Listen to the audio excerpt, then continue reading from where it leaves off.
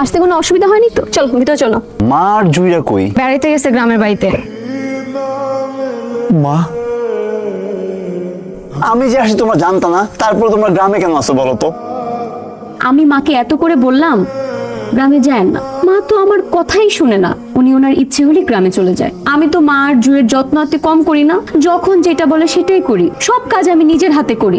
এরপরে এই মানুষগুলো এখানে থাকতে চায় না, তাদের নাকি গ্রামেই ভালো লাগে। এটা কোনো কথা তুমি বলো তো?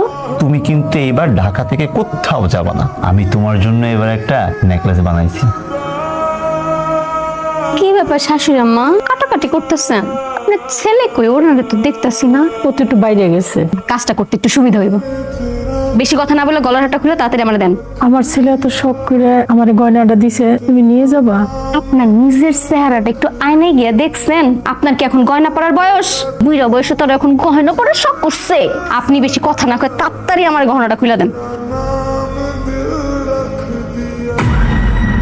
এটা মায়ের নেকলেসটা না, যেটা আমি দিয়েছিলাম? হ্যাঁ, এটা তো মায়েরই নেকলেস। তুমি তো মাকে শখ করে গহনাটা দিছিলা, কিন্তু মা যে গহনাটা কোথায় রাখবে, কিভাবে রাখবে সেটা বুঝে উঠতেই পারতেছিল না। সেই জন্য আমাকে বললো, বৌমা আমার এই গহনাটা তোমার কাছে রাখো, তোমার কাছে রাখলে গহনাটা সাবধানে থাকবে। আমার কাছে গহনাটা দেখে এত ভালো লাগছে, সেই জন্য শখ করে একটু পরছি আর কি। তুমি প্লিজ মাকে ভুল বুঝো না।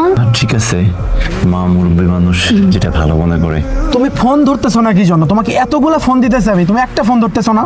আমি ফোন কেন ধরতেছি না তুমি বুঝতেছো না? তুমি খুব ভালো করেই জানো আকাশ হুট করে বাংলাদেশে চলে আসছে। আমার বাসায় আমার শাশুড়ি, আমার ননদ, এদের মাঝখানে আমি তোমার ফোন কিভাবে রিসিভ করবো আমাকে একটু বলো তো? আকাশ 3-4 বছরে একবার বাংলাদেশে আসে, একবারে একটা মাস থাকে। এই একটা মাস তুমি একটু চুপচাপ থাকতে পারো না?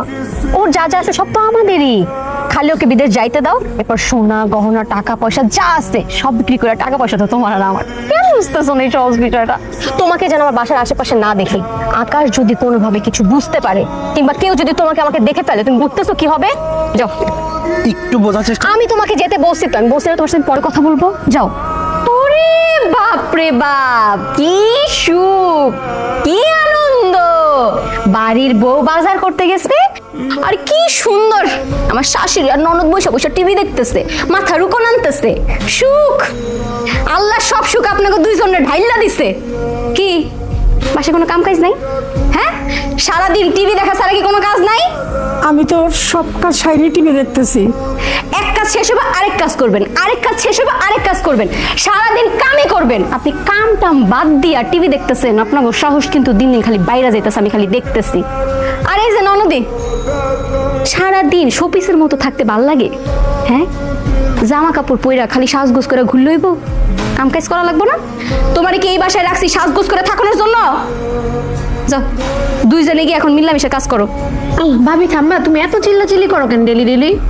বাহ, মুখে তো ভালো বুলি ফুটছে।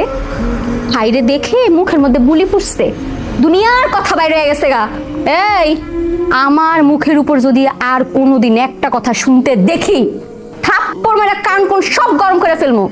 যদি কোনোদিন আপনার পোলা কিংবা তোর ভাই বুঝতে পারে যে আমি তোদের সাথে এই ধরনের ব্যবহার করতেছি, আমার কিন্তু খাওয়ানোর সাথে মিশিয়ে দিতে এতটুকু খারাপ লাগবো না।